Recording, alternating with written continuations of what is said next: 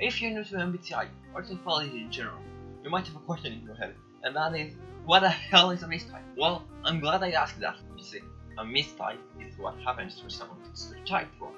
I mean, that's kind of interesting. For example, let's say this is very cool 13-year-old kiddo who takes the 16 personalities test, and of course, he gets the rarest type, INFJ. Now, for the sake of argument, that kid wasn't an INFJ, but rather an ISFJ. But you know, when you say that description in 16 personalities test, INFJ sounds way cooler, so let's stick with it. That's one of the most common forms of mistyping. And that's kind of a problem, isn't it? Because MBTI is a tool for self-improvement, not stroking your own ego. But that's not even the whole picture, because don't worry, you can get your type wrong in many other idiotic ways. Now, some of you may be wondering, where did I get this information from exactly? And don't worry, because I was just getting to that. For this video, I've posted around 16 different polls, one for each type, and ask a simple question. Those who have been initially mistyped or mistyped themselves, what type did you type as? Now, those polls are by no means 100% accurate, as roughly 30% of the responses were blank, but I found two other studies, link in the description, which basically reach the same conclusions as me. Now, after all of that rambling, let's get straight to the point. The most common MBTI mistypes and where to find them. Typing based on letters is a newbie's problem, and has been a problem in the MBTI community for pretty much forever, as far as I can tell. The main reason for this is online tests fucking with the MBTI community, replacing cognitive functions with a goddamn dichotomy.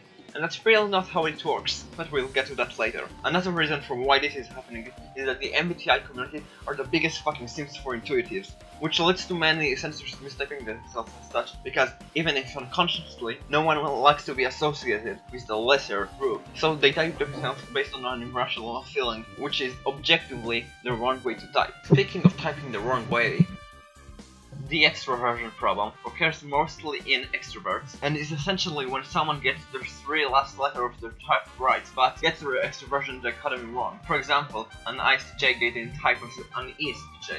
Now, some of you might be thinking it's the same problem as typing based on letters, and while there is some truth to that, there's another reason. The ISTJ cognitive function stack is comprised of SI, TE, FI, and NE. But an ISTJ can type as an ESTJ using cognitive functions as well, since the stack is comprised of TE, SI, NE, FI. And if that ISTJ has a very developed TE, for example, there's a good chance it will type as an ESTJ. It's usually the second or fourth function that causes this problem, but not the third one. Now, you may be wondering why this is. Well, that's because, in contrast to the extraversion problem, the third functional issue happens mostly with introverts, which is why I consider it a different issue, and it's a little bit more interesting. When someone mistypes themselves this way, they type themselves as if their third function was their dominant function. What really confirms this for me is this.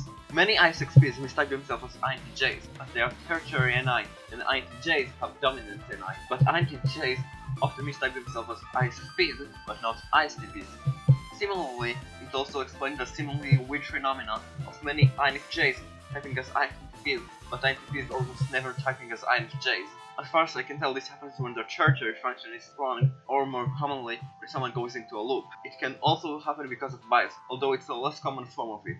Now, with all those ways of mistyping yourself, it can be quite hard to be 100% sure on your type. But fortunately for us, there are solutions for this problem. Some of these are clear. For example, you should probably get rid of bias and type with cognitive functions instead of letters. But those are newbies problems, because as we said, you can still mistype yourself using cognitive functions. So while it might be easy to get your cognitive functions right, finding out the order may prove itself a bit harder. One thing that does help this problem is defining the order of your function stack by comparing functions. Let's say, for example, you're an INFJ who isn't sure if he's an INFJ or ENFJ. Then compare every function as if you were an INFJ, then compare your function as if you were an ENFJ. So if you aren't sure if your NI is higher or lower than your FE, but also have higher TI than SE, then you are likely to be an INFJ. This can be applied to the third function problem, although it might prove itself even harder, since this is what led to the confusion. In that case, you might want to do some research about looping functions, and if you have even a slight suspicion,